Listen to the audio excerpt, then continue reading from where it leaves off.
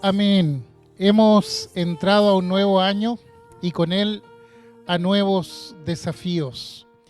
Mucho se ha hablado de la pandemia que azota el mundo, por lo cual no me adentraré a ese tema en esta ocasión. Creo que hay temas mucho más trascendentes aún que nosotros como cristianos no debemos olvidar. Que en medio de un evidente olvido de Dios por parte de la sociedad occidental, nosotros mantengámonos firmes como nunca antes en la fe y en la esperanza del Señor.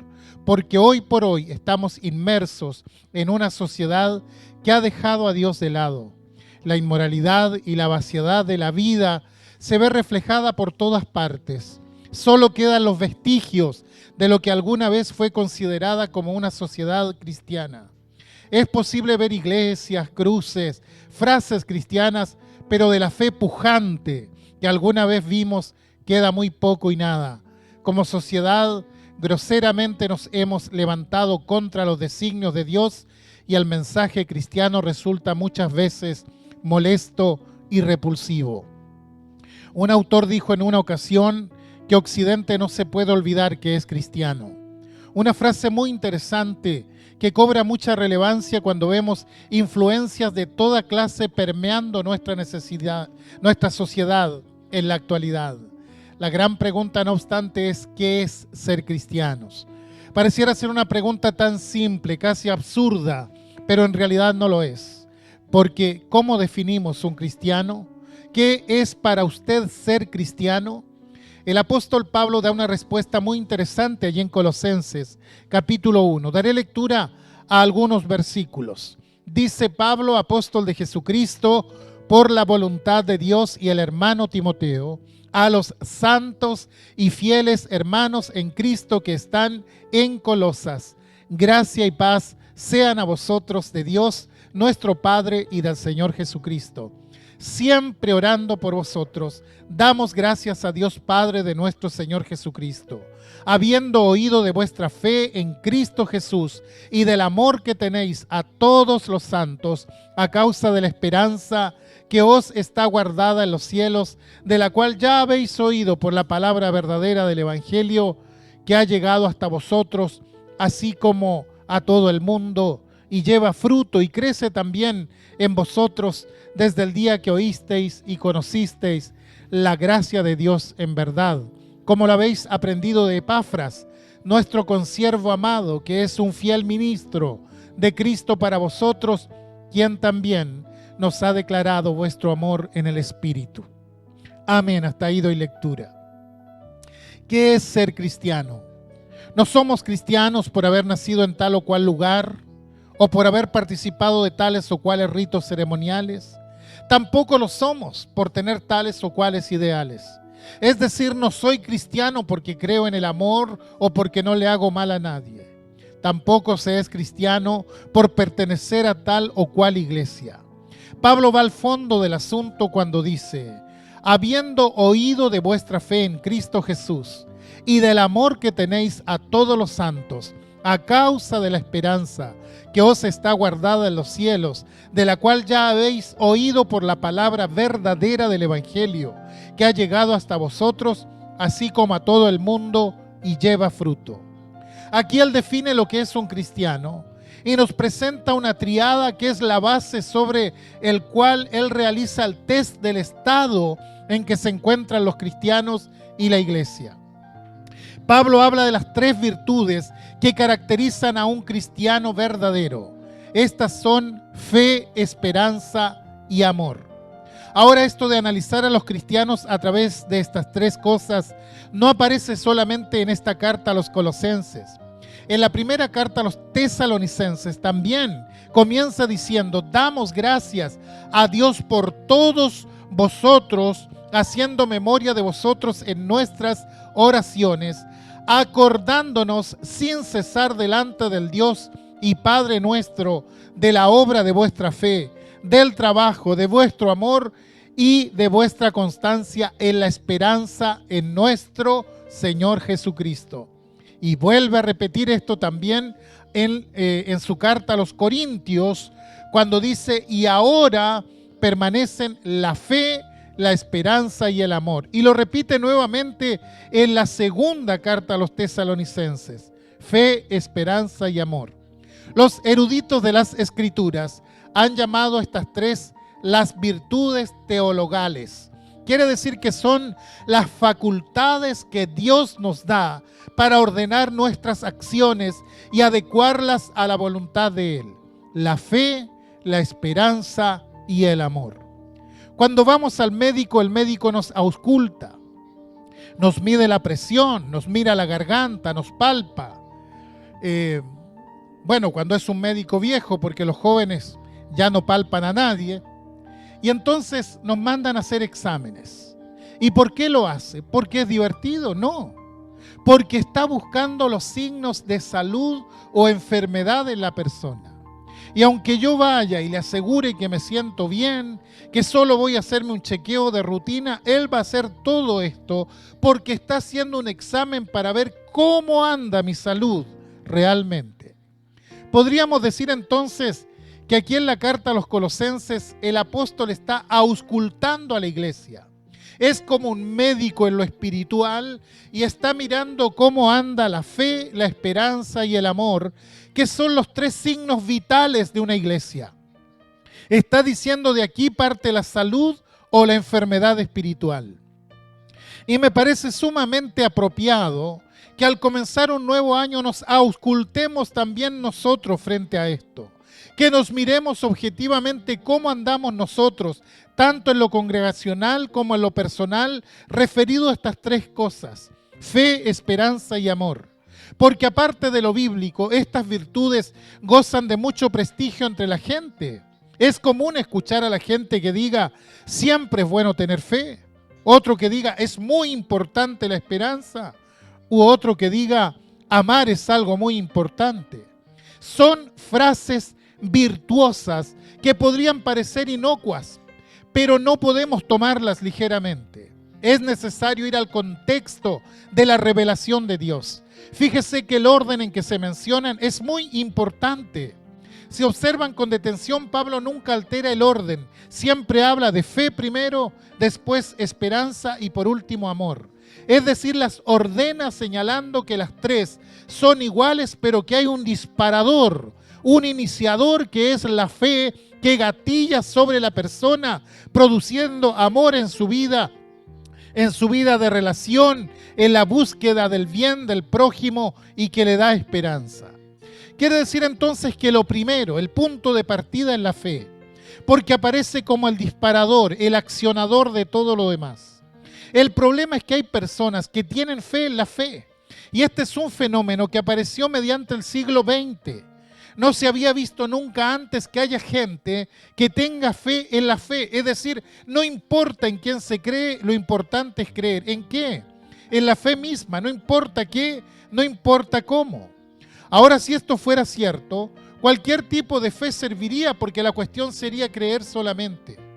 Pero cuando uno lee la Biblia y lee la historia, se da cuenta que no toda fe sirve y que hay fes que pueden llegar a ser muy perniciosas, muy dañinas eventualmente. Por ejemplo, en los tiempos de Elías, el pueblo instauró el culto de Baal y Astarté. Era un culto más bien agrícola. Creían que estos dioses bendecían las cosechas, pero detrás de eso terminaron practicando la pedofilia, la prostitución, el infanticidio y la homosexualidad. Quiere decir que ellos practicaban estas cosas como parte de su fe. Su fe les indicaba esto. Quiere decir que allí había una fe, pero esa fe era una fe perniciosa. Entonces no es cuestión de creer cualquier cosa. Cuidado, lo importante no es creer, lo importante es en quién creo. La fe tiene que tener un objeto en el cual centrarse. Uno puede decir, bueno, pero esto sucedía aquel tiempo. Pero no, hoy tenemos el renacimiento de este fenómeno. Así tenemos, por ejemplo, el culto a la Pachamama. Usted lo ha visto y escuchado. Tenemos gente del espectáculo, de la política, del deporte que participan de los ritos a la Madre Tierra, la Ñuque Mapu, y contraen compromisos bajo los ritos propios de ese tipo de culto. Entonces, no es algo que se acabó. El culto a la naturaleza está muy vigente en la actualidad. Quizá usted ha escuchado hablar de los veganos. Ustedes saben que los veganos rechazan todo tipo de alimento de origen animal, a diferencia de los vegetarianos que solo rechazan la carne. El vegano no. Rechaza todo tipo de alimento de origen animal, incluidos los huevos y la leche. ¿Por qué? Porque son de origen animal. Bueno, alguien puede arguir diciendo, si alguien quiere ser vegano, que sea vegano, no hay problema con eso.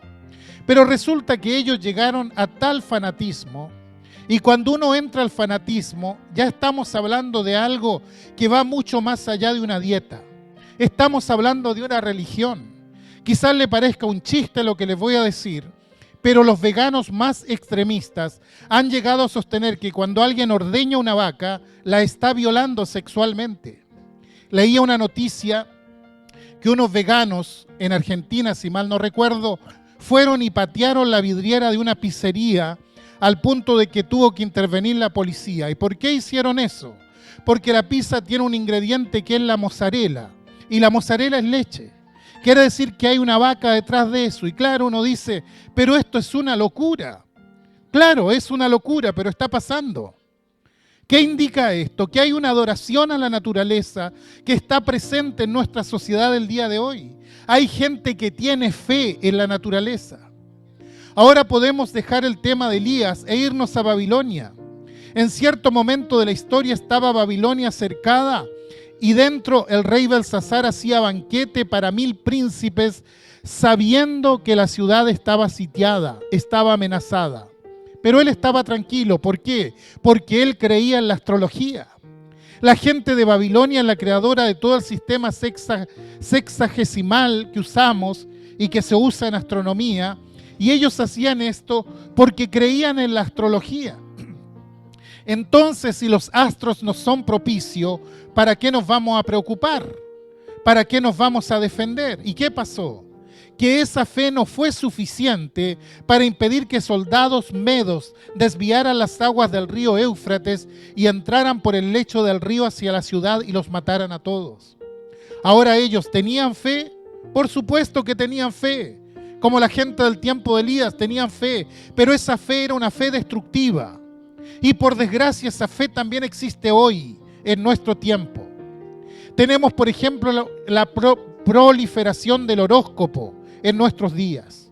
Horóscopos de todo tipo desde el momento que comienza el año, el horóscopo occidental chino, el horóscopo azteca, el horóscopo incaico. Usted ve que el horóscopo le sirve para todo.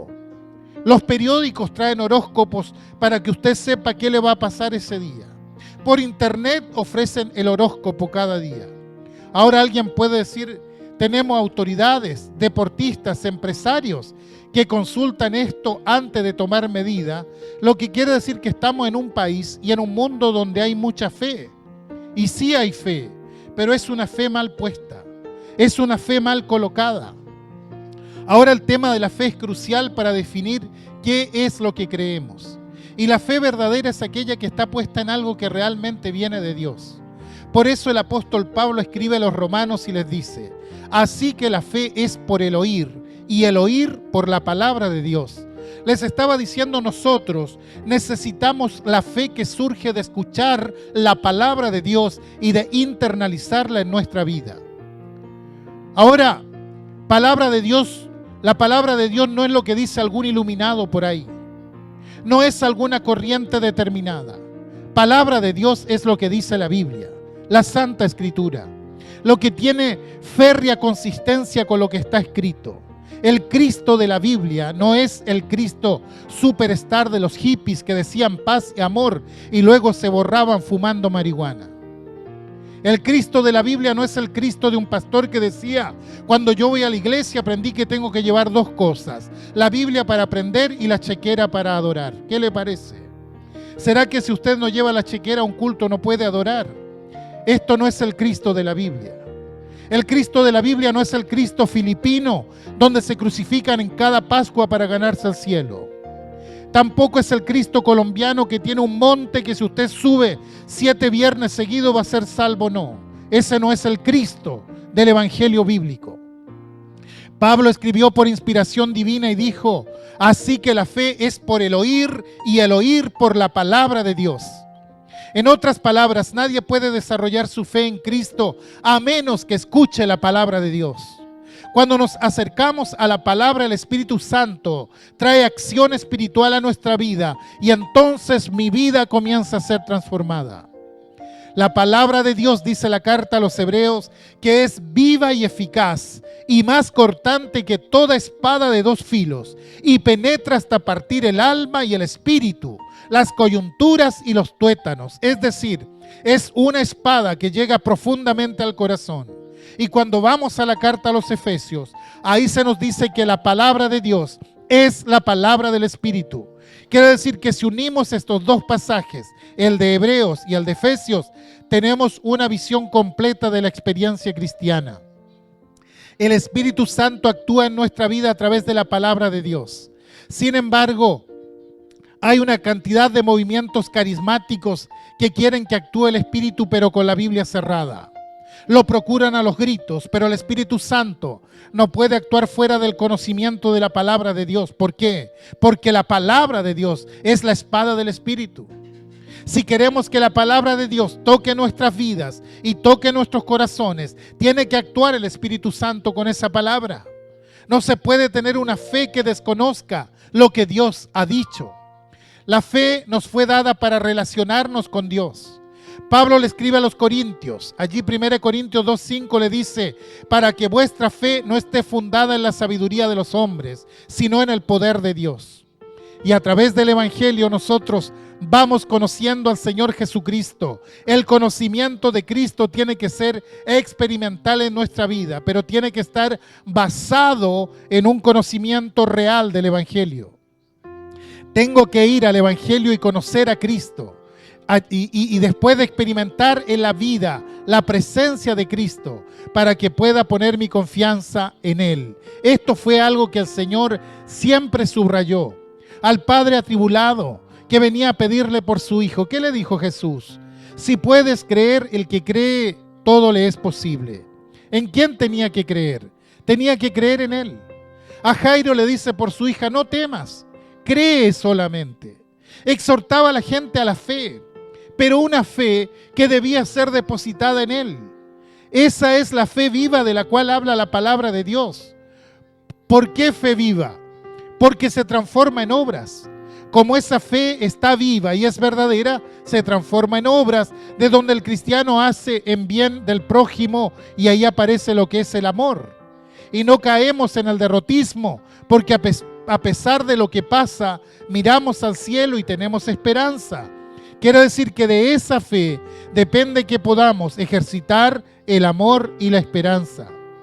Quiero proponerles 3 metas para este año 2021 basados en este capítulo que citábamos de Colosenses. La primera meta es conocer, ser llenos del conocimiento espiritual. ¿Y en qué se basa? En el verso 9 de Colosenses 1. Allí dice: por lo cual también nosotros, desde el día que oímos, no cesamos de orar por vosotros y de pedir que seáis llenos del conocimiento de su voluntad en toda sabiduría e inteligencia espiritual. Conocer, esto es lo primero. Isaías 5:13 dice: mi pueblo fue llevado cautivo porque no tuvo conocimiento. El conocimiento en todo sentido es crucial para una sociedad. En lo intelectual lo es para la salud, para la política y todo lo demás. Y en lo espiritual, para la salud espiritual. Es necesario que conozcamos lo que Cristo dijo. Que no nos pase lo que al pueblo de Israel en la antigüedad. Mi pueblo fue llevado cautivo. Mi pueblo cayó prisionero porque le faltó conocimiento. Oseas dice: mi pueblo fue destruido porque le faltó conocimiento.